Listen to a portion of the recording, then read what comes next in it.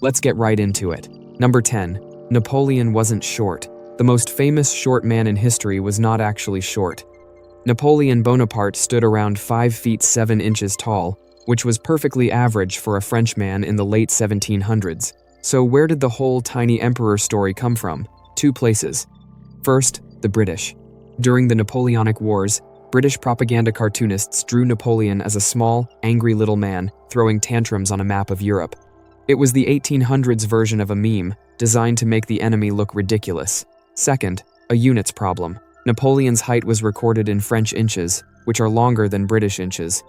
When British records converted the number without adjusting the units, it came out looking like 5'2".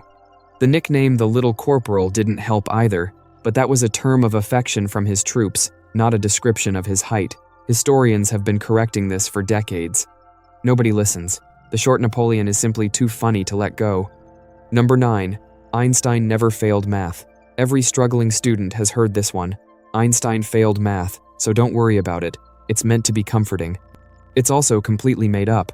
Albert Einstein excelled at mathematics from a very young age. By 12, he had taught himself algebra and calculus. By 15, he had mastered integral and differential calculus. He did fail one entrance exam for a Swiss university, but only because he was 2 years younger than the minimum age requirement, and the exam was conducted in French, a language he barely spoke at the time. He passed the retry with flying colors. The myth likely started because Einstein once joked that he hadn't memorized certain formulas since he could always look them up. Someone somewhere turned that into a story about him failing math class, and then millions of parents told their kids about it at kitchen tables across the world for the next 100 years. Number 8. Columbus did not discover that the Earth was round. The story goes that Columbus was a visionary genius who convinced a stubborn world that the Earth wasn't flat. Educated Europeans in 1492 already knew the Earth was round. Ancient Greek philosophers had figured that out over 1,700 years earlier. Eratosthenes even calculated the Earth's circumference with impressive accuracy around 240 BC, using only a stick and some shadows.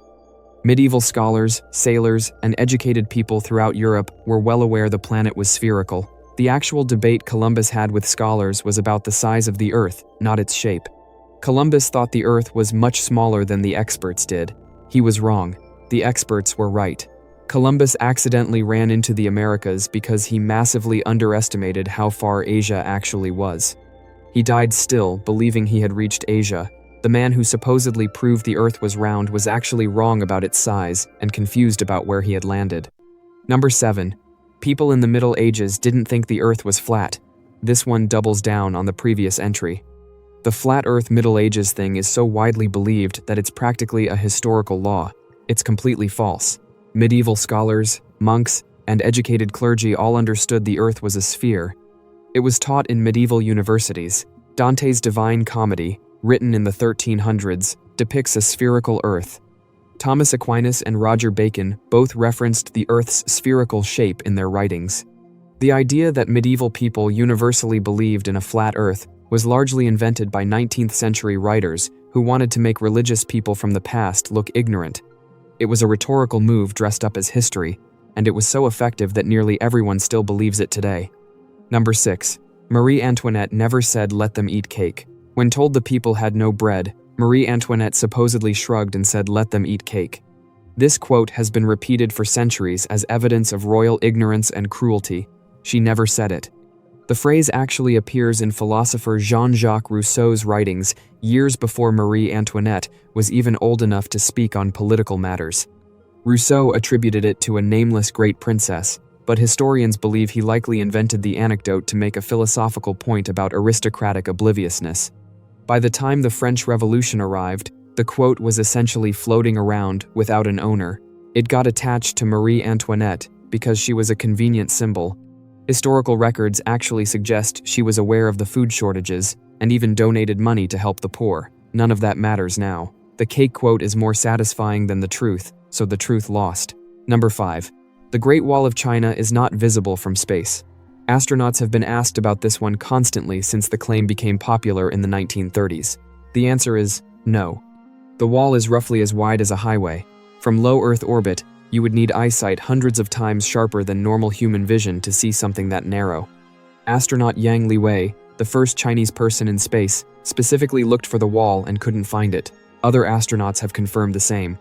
Under very specific conditions with perfect lighting and using camera zoom, some astronauts have captured what might be sections of it, but with the naked eye, from orbit, the wall is invisible.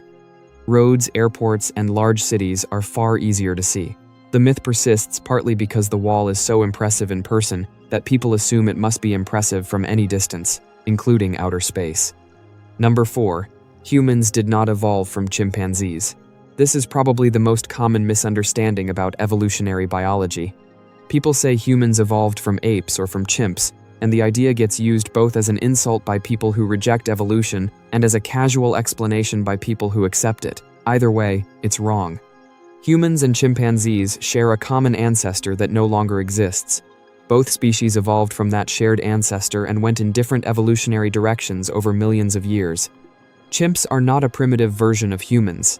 They are our evolutionary cousins, and they have been evolving just as long as we have, adapting to their own environmental pressures.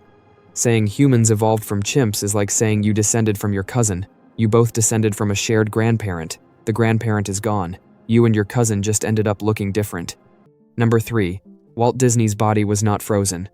The story that Walt Disney had himself cryogenically frozen after death, waiting to be revived by future science, is one of the most durable celebrity myths of the 20th century. He died in December 1966.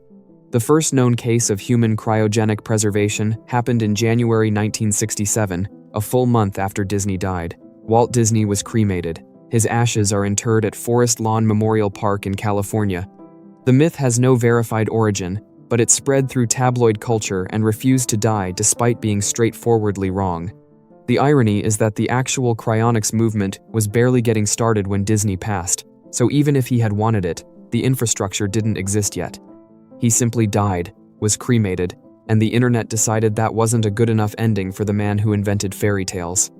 Number 2, you have way more than 5 senses. You were taught the 5 senses in elementary school: sight, hearing, smell, taste, touch, neat, tidy, and significantly incomplete. Depending on how you define a sense, humans have somewhere between 14 and 20 of them. There's proprioception, your awareness of where your body parts are in space without looking at them. There's thermoception, sensing temperature. There's vestibular sense, your sense of balance and spatial orientation. There's interoception, your awareness of internal body states like hunger, thirst, and your heartbeat. There's nociception, the dedicated sense for detecting pain.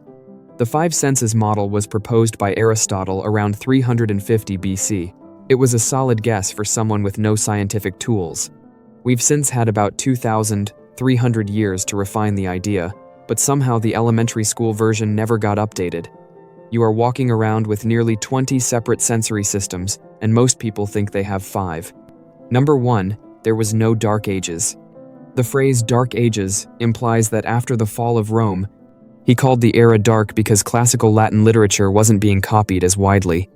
Medieval Europe preserved enormous amounts of ancient knowledge, built some of the most architecturally complex structures in human history, developed sophisticated legal systems, established universities, made major advances in agriculture and medicine, and kept global trade running.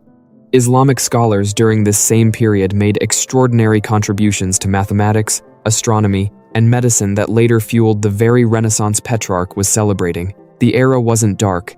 It was just different, and a writer with an agenda convinced the world to call it something it wasn't. That's all for today. I'll be making similar videos in the future. Subscribe to see them.